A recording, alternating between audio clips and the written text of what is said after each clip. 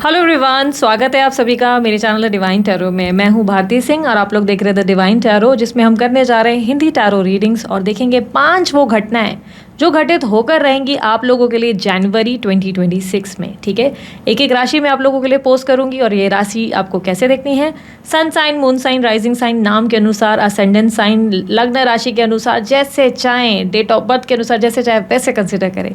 अगर आप लोग को राशिफल देखना बहुत पसंद है तो मैं अपने चैनल पे राशिफल, collective, timeless readings, no contact, on and off contact, separation, love related readings करती रहती हूँ। एंजॉय करना चाहते हैं, आपको एक्यूरेट रीडिंग्स चाहिए तो ज़रूर मेरे चैनल को सब्सक्राइब कीजिएगा और बेल आइकन दबाइएगा ताकि आपको नोटिफिकेशन मिलता रहे। अगर आपको खुद को भी एक बढ़िया सा टारो रीडर बनना है, आपको भी एक्यूरेसी के साथ रीडिंग करनी है, या आपको डाइस रीडर या कैंडल वैक्स रीडर बनना है, आप भी मेरी तरह खुद अपना चैनल ओपन करना चाहते हो या लोगों की मदद करना चाहते हो, तो आप मेरा कोर्स चेकआउट कर सकते हैं। आप लोगों के लिए मेरे रिकॉर्डेड वर्जन कोर्स अवेलेबल हैं।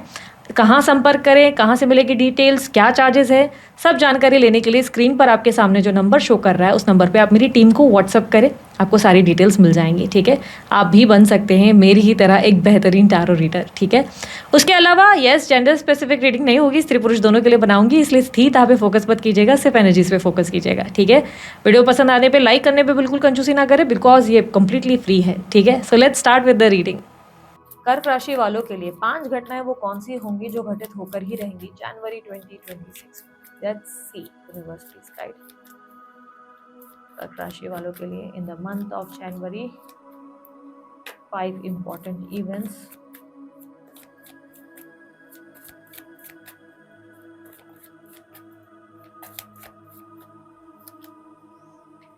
Three of Wands, Six of Wands,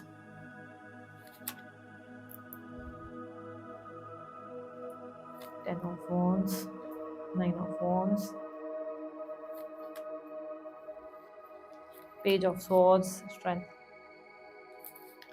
कर्क राशि वालों, इस मंथ फ्यूचर को लेकर बड़ा स्ट्रेस्ड आउट रहेंगे आप। फ्यूचर में क्या होगा, कैसे होगा, आपको एक तरीके से ना अपना फ्यूचर अब थोड़ा सा ऐसा लग रहा है कि पता नहीं, जैसे होता है ना कि किसी को कभी शादी की टेंशन होती है, ऐसा लगता है शादी नहीं हो रही, कब होगी शादी, या आपको लग रहा है कि आपकी लाइफ में स्टेबिलिटी नहीं आ रही, किसी पर्सन को लेकर आपको स्टेबिलिटी चाहिए, आपको कमिटमेंट चाहिए, वैसा नहीं हो रहा है कुछ, तो आप बहुत स्ट्रेस्ड आउट नजर आएंगे इस मंथ। आप अपने फ्यूचर को लेकर बहुत चिंताएं करें। आपको रियलाइज होगा कि आपके फ्यूचर को लेकर कहीं ना कहीं कोई क्लैरिटी नहीं है, आप अपने आप को लोनली और लॉस्ट फील कर रहे हो इस मंथ।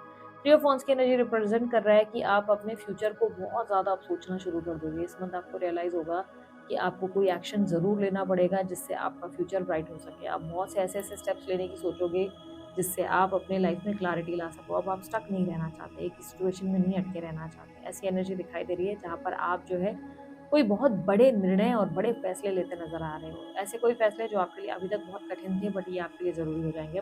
फैसले यानी कि अगर आपकी शादी नहीं हो रही तो अब आप ऐसा फैसला लोगे कि नहीं ठीक है, अब मुझे शादी के लिए ट्राई नहीं करना, बस हो गया, इनफ इज इनफ। या अगर आपकी पार्टनर के साथ आपका कनेक्शन नहीं बन रहा है, स्टेबिलिटी नहीं मिल रही है, तो आप बोलेंगे ठीक है, अब मुझे इस पार्टनर के साथ नहीं रहना, इट्स डन, मैं अभी और इन्वेस्ट नहीं कर सकता क्योंकि मुझे अब अपने फ्यूचर के बारे में सीरियस होकर सोचना पड़ेगा। तो फ्यूचर को लेकर इतना ज़्यादा स्ट्रेस्ड आउट होंगे कि बहुत बड़ा कोई निर्णय लेने के चांसेस दिखाई दे रहे हैं। सेकेंड इवेंट आप लोगों के लिए क्या होगा? Second event 6 of wands represent कर रहा है कि इस मंथ आपको अपनी सेल्फ वर्थ का एहसास होगा। आपको इस मंथ के एंड तक रियलाइज होगा कि आप अपने आप को कितना निग्लेक्ट करते रहे, आपने कितना हल्के में लिया खुद को, हमेशा कितने अपने आप को नीचे झुकाकर या लोगों की इच्छाओं के अंडर दबा के रखा। लोग क्या चाहते हैं सिर्फ आपके लिए यही इंपॉर्टेंट था। आपने अक्सर लोगों की केयर की, लोगों को वैल्यू किया, हमेशा दूसरों को प्यार किया। ऐसी एनर्जी है जहाँ पर आपको अंदर से फील हो रहा है कि आप सबके लिए अवेलेबल हुए, लेकिन आपने खुद की इच्छाओं को, खुद की फीलिंग्स को, खुद को बहुत ज्यादा निग्लेक्ट किया। इस मंथ की रियलाइजेशन आपको अपनी सेल्फ वर्थ सिखाएगी, यानी कि मंथ एंड तक आपको रियलाइज होगा कि आपने क्या गलतियां करी और उसे कैसे सुधारना है। इस मंथ के एंड तक आपके अंदर मेच्योरिटी बढ़ जाएगी, आप बेहतरीन ढंग से ट्रांसफॉर्म हो जाएंगे, पॉजिटिवली चीजों को हैंडल करेंगे और स्पेशली खुद को प्रायोरिटाइज करेंगे। इस मंथ आप अपने आप को वैल्यू करना सीखेंगे, फाइनली अपने आप को नंबर 1 पर रखेंगे। नंबर 10 से हटाकर सीधा नंबर 1 का जंप। अब तक लोगों के लिए आप बहुत अवेलेबल रहे, इस मंथ से आप ना बोलना सीखेंगे, यानी कि फाइनली जो लोग आपको ग्रांटेड ले रहे हैं आप उन्हें कहेंगे कि sorry, I am not available, that's not possible. जो नो आपसे बोला नहीं जाता था, इस मंथ आप फाइनली वो नो बोलते हुए लोगों को नजर आएंगे। इस मंथ की थर्ड एनर्जी क्या है? 10 ऑफ वांड्स की एनर्जी, बहुत ज़्यादा प्रेशर लोगे आप, बहुत ज़्यादा काम का प्रेशर रहेगा आपके ऊपर, बहुत ज़्यादा एग्जॉस्टेड रहोगे, आराम करने का टाइम नहीं मिलेगा आपको। आपके पास कोई ना कोई काम का प्रेशर होने के बाद भी आपको लगेगा कि अभी भी मुझे वैसे रिजल्ट नहीं मिल रहा है जैसे मुझे चाहिए। थोड़ी सी अनसेटिस्फैक्टरी आपकी फीलिंग्स होंगी। काम को लेकर बिजी होने की एनर्जी भी ऐसा लग रहा है जैसे कि मानो आप खुद को जानबूझ के बिजी कर रहे हो। ऐसा मुझे लग रहा है कि आप पर्पसली खुद को बहुत ज़्यादा ऑक्यूपाई कर रहे हो, बहुत ज़्यादा अपने आप को बिजी कर रहे हो ताकि आपका ध्यान स्ट्रेसफुल सिचुएशन से हटे। जहाँ-जहाँ टेंशन है, जहाँ-जहाँ स्ट्रेस है, आप उनसे दूर भागने की कोशिश कर रहे हो। जिसकी वजह से आप अपने ऊपर काम का बहुत ज़्यादा बर्डन उठाते हुए, बहुत ज़्यादा स्ट्रेस लेते हुए नज़र आओगे, एग्ज़ॉस्ट होते हुए नज़र आओगे। और ये भी संभावनाएँ हैं कि जिस काम में, जिस ऑफ़िस में आपको बहुत ज़्यादा स्ट्रेस दिया जा रहा है, प्रेशर दिया जा रहा है, वहाँ पर भी काम कंटिन्यू करने की गलती करेंगे। अपॉर्च्युनिटीज़ मिलेंगी लेकिन अपॉर्च्युनिटीज़ को चुनने से इनकार करेंगे। अपने कम्फर्ट ज़ोन में बैठे रहेंगे। आपको लगेगा यहाँ पर मुझे नहीं काम छोड़ के जाना, मुझे इस काम को कंटिन्यू करना है। चाहे कितना प्रेशर हो, कितने अंडर प्रेशर हो, फिर भी आप उस काम को करते हुए नज़र आएँगे। तो बहुत प्रेशर रहेगा आपके ऊपर काम का कुल मिलाकर अगर ये समझा जाए। तो थर्ड इवेंट रिप्रेज़ेंट कर रहा है कि इस मंथ आप काम के बहुत ज़्यादा प्रेशर में रहेंगे, एग्ज़ॉस्ट कर देंगे खुद को, अपने आप को लाइक कहीं न कहीं जानबूझ के एक तरह से पनिश करते हुए नज़र आ रहे हैं, ऐसी फीलिंग ज़्यादा आ रही है, ठीक है?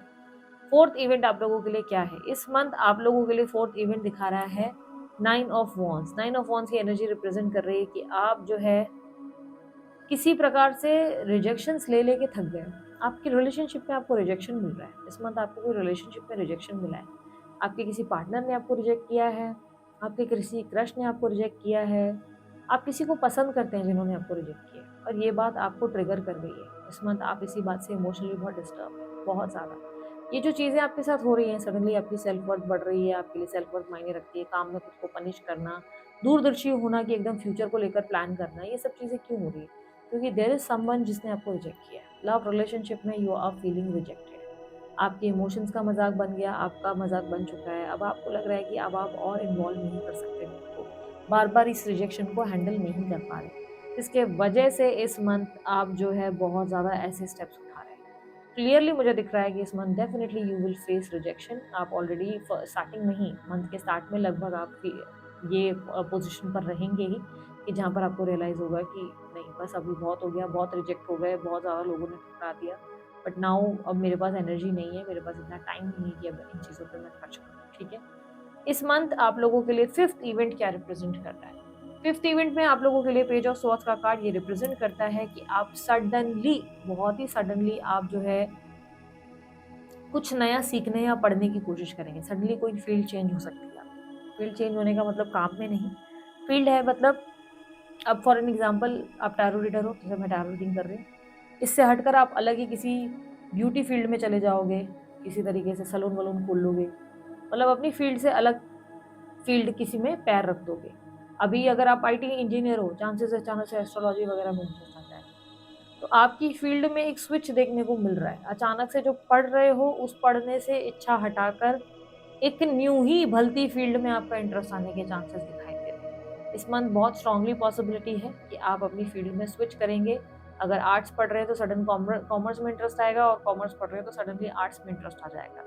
इस मंथ आपके अंदर एक मेजर ऐसी क्रेविंग आ जाएगी जहाँ पर आपको लगेगा कि जिस चीज़ को मैं अभी कर रहा हूँ या कर रही हूँ, ये मेरे लोगों के प्रेशर पे मैंने किया हुआ है। लेट्स से होता है ना कि मम्मी-पापा चाहते हैं कि आप डॉक्टर बने, आपके फैमिली वाले आपको या तो पुश करते हैं कि आप एक इंजीनियर बने, बट आपका मज़ा आपको फुटबॉल खेलने में आता है, आपको क्रिकेट खेलने में मज़ा आता है या आपको कुछ और करने में मज़ा आता है।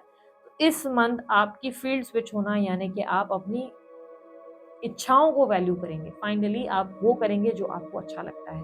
तो इस मंथ सडन फील्ड के स्विच होने के चांसेस बहुत स्ट्रॉन्ग दिख रहे हैं। एडवाइस क्या है? देखो आपके लिए एडवाइस ये है कि भीतर में बहुत शोर है आपके, भीतर में बहुत ज़्यादा आपके जो है ना अब अपसेट है, बहुत सी चीज़ें आपके आपको लो फ़ील करा रही हैं। आप ज़्यादा से ज़्यादा अपने आप के साथ वक़्त जब बिता रहे हैं, तो अपने अंदर सवाल करें, खुद से सवाल करें और खुद ही से बात करने की कोशिश करें। मैं इनके भीतर कह रही हूँ, खुद से डिस्कस करें कि क्या बात परेशान कर रही है, क्यों परेशान कर रही है, उसका सॉल्यूशन क्या है, क्या हो सकता है।